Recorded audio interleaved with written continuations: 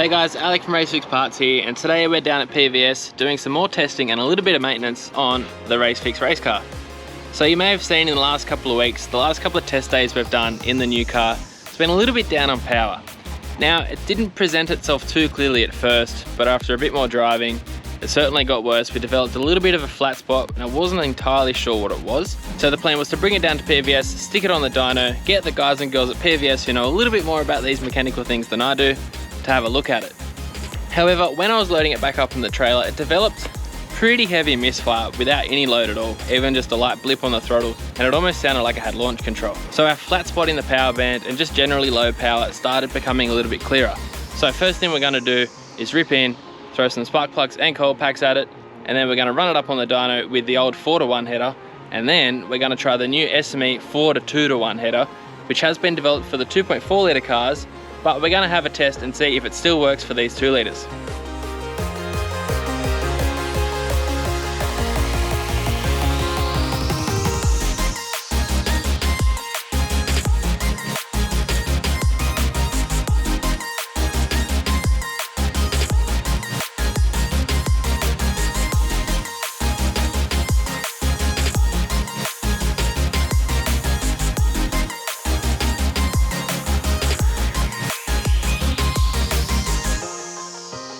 Alright, coil packs and spark plugs down.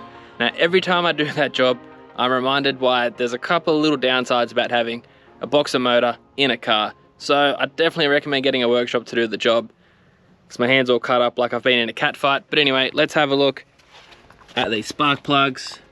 Now coil packs are almost impossible to see any damage from the outside, but spark plugs on the other hand, you can definitely see they're just looking a bit crap. Bit old, bit dead. Now Tyler reckons these could very well be the original spark plugs from this motor. Now there's no history or proof of these plugs or this engine being changed, and this car's got 9,000 Ks on it, and it's spent the last 5 years as a race car. So we're starting to get a clearer picture of what could be going on here and why it's a little bit down on power. So now we're back in the dyno room, obviously. We've got the 4:1 headers on. So now what we've done is just the maintenance stuff, the spark plugs and the coil pack. So we'll run it up on the dyno, see how much power it makes. Tyler tuned this car probably 2 years ago, and it made 132 kilowatt. So let's see if it's still doing the same.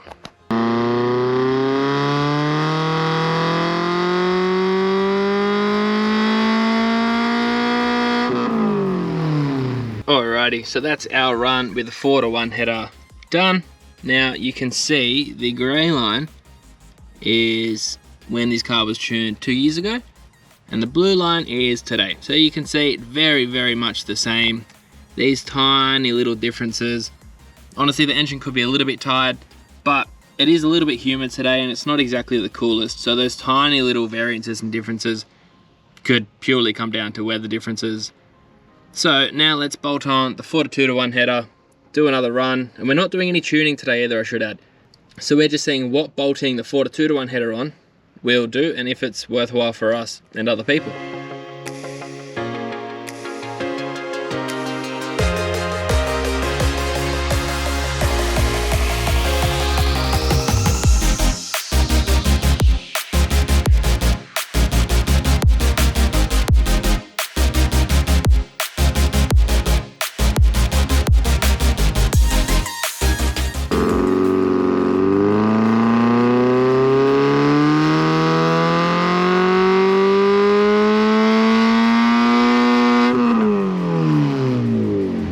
Alrighty, and last but not least, we've now done our 4:2:1 run, and I'm pretty happy. So Mike told me these things were going to be pretty good.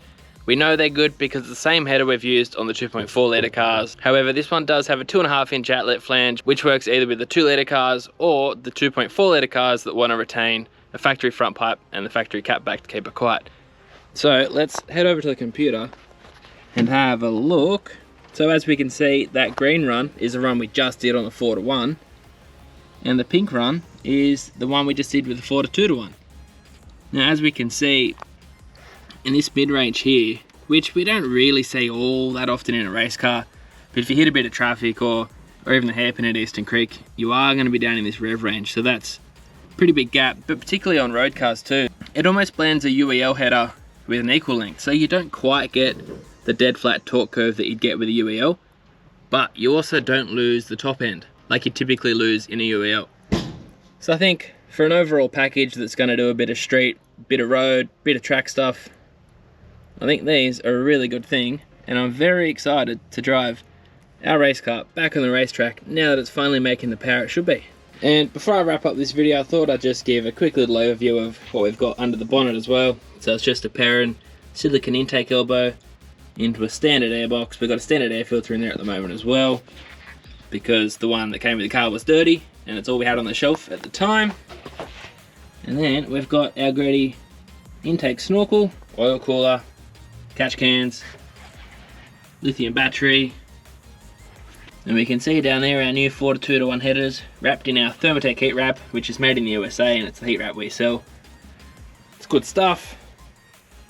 And yeah, that's about it. Right, so that just about wraps up this video. It's been a long day, but I'm a very happy camper. My race car works again. It's finally making the power it should be. I can't wait to get it out and test it in a couple of weeks before the race season kicks off. And of course, if there's anything you've seen in this video that you've got any questions about, please feel free to put it in the comments below. Send me an email, message us on Facebook, Instagram, whatever's easiest for you. Everything we've used on the car today we sell, including genuine coil packs, including genuine spark plugs and everything like that. So if you need anything for your 86 BRZ, let me know. And if you're after some 4:2:1 headers for your 2 litre or 2.4 litre, let me know. I'll put a link down below to the ad, and I'll see you next time.